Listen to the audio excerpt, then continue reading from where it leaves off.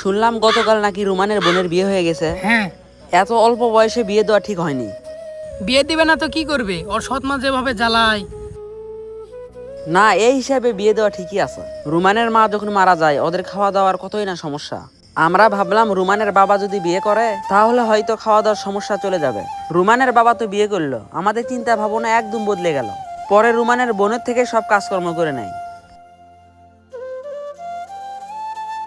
ফোনের ভিতরে এত কি পাস?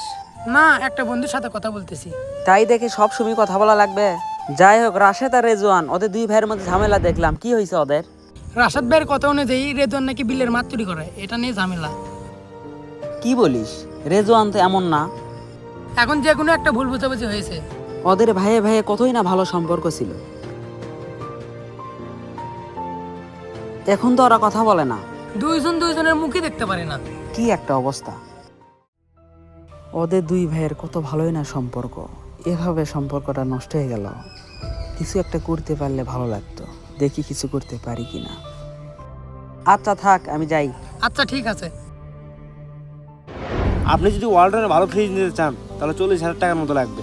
আর যদি কিস্তির উপর নিতে চান তাহলে 10,000 টাকা জমা দিতে হবে। আপনি মাসে মাসে কিস্তি দিয়ে টাকা শোধ করে দিলেন। আপনি যদি নিতে চান তাহলে আমাকে জানায়েন। জোবাইয়ের কি অবস্থা? এই তো ভাই ভালো। তুমি তো আমার দোকানে আসোই না, আজকে কেমনে কেমনে? না ভাই, বেড়াতে আসলাম। কেন, বেড়াতে আসা যাবে না নাকি? আরে না, আসা যাবে না কেন? চা খাবা নাকি? না ভাই, চা খাবো না, কিছুক্ষণ আগে চা খেয়ে আসলাম। ভাই সামনে তো কুরবানি ঈদ, আপনার দোকানে ফ্রিজ তোলেন না যে? ফ্রিজ কেমনে তুলি বলো, দোকানে তো জায়গায় নাই। তাই ভাই, আপনার দোকানে জায়গায় নাই, একটা বড় দোকান দেখেন। আমি আর একা কত কি সামলাই বলো, দোকান, বিল নেওয়া আছে, সবকিছু আমাকেই সামলাতে হয়। ও হ্যাঁ, আপনার ভাইয়ের সঙ্গে আপনার কি হয়েছে? ওই জানোয়ারের কথা আমাকে বলো না। কেন ভাই? ওর টাকা লাগবে, ও আমাকে বলবে। ও কেন বিলের মাছ চুরি করবে? যা কিছু আছে আমরা দুই ভাই তো পাবো। আচ্ছা ভাই, আপনার ভাই যে মাছ চুরি করে আপনি কি নিজ চোখে দেখছেন? না।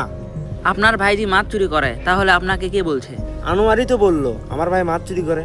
আনোয়ারের কথা শুনে আপনি ভাই ভাই ঝগড়া লাগছেন? আনোয়ার হচ্ছে আমাদের গ্রামের একমাত্র ফালতু ছেলে। আনোয়ারের কাজই হচ্ছে মানুষের মাঝে ঝগড়া সৃষ্টি করা। আপনি যদি আজকে বিপদে পড়েন, আনোয়ার কিন্তু আপনার পাশে দাঁড়াবে না, আপনার ভাই কিন্তু আপনার পাশে দাঁড়াবে। আপনার ছোট ভাই কিন্তু আপনাকে অনেক ভালোবাসে। রাগের মাথায় আপনিও কয়টা কথা বলছেন, আপনার ছোট ভাইও কয়টা কথা বলছে। আপনার ছোট ভাই আপনার সঙ্গে খারাপ ব্যবহার করছে দেখে কান্না করতেছে। আপনার ছোট ভাই আপনার সঙ্গে কথা বলবে কিন্তু সাহস পাচ্ছে না, আমাকে বললো আমি যেন আপনার সঙ্গে কথা বলি। ও এখন কই আছে? ভাই বিলের পাশে বসে আছে, আপনি গিয়ে কথা বলেন। এই দোকানটা একটু দেখিস তো, আমি আসতেছি। আচ্ছা ভাই যান। আমাকে কোন অ্যাঙ্গেল থেকে মাছ চোর মনে হয়? আমি কি সুতোর ছেলে পেলে নাকি যে মাছ চুরি করব? দেখো, তোমাদের দুই ভাইয়ের মধ্যে ভুল বোঝাবুঝি হয়েছে। কিসের ভুল বোঝাবুঝি? আমার ভাই তো আমাকে ডাইরেক্ট চোর বলে দিয়েছে। দেখো, ভাইয়ের প্রতি ভাইয়ের এত খুব কিন্তু ভালো না। তুমি যদি আজকে বিপদে পড়ো, তোমার ভাই কিন্তু এগিয়ে আসবে, অন্য মানুষ কিন্তু এগিয়ে আসবে না। সেটা কি আমার ভাই বোঝে? যদি বুঝতো তাহলে আমাকে চোর পদবি দিত না। দেখো, ওইটা হচ্ছে ভুল বোঝাবুঝি। হয়তো তোমার ভাইয়ের মাথা গরম ছিল, এই কারণে এমনটা করছে। আমার ভাই তো আমাকে বিশ্বাসই করে না। যদি বিশ্বাসই করতো তাহলে মানুষের কথা শুনে এরকম করতো না। দেখো, তোমার ভাই কিন্তু তোমাকে অনেক ভালোবাসে। তোমাকে বকাবকি করছে দেখে তোমার ভাই কিন্তু খাবারও খায়নি। আজকে আমার সঙ্গে দেখা হলো, কান্না করতেছে। তোমরা ভাইয়ে ভাইয়ে যদি দ্বন্দ্বে জড়িয়ে থাকো তাহলে মানুষ তো হাসাহাসি করবে। তোমরা একই বাসায় থাকো কিন্তু দুইজন দুইজনের মুখ দেখতে পারো না, এটা কি ঠিক? তোমার ভাই বিলের পারে তোমার জন্য অপেক্ষা করতেছে, যাও কথা বলো।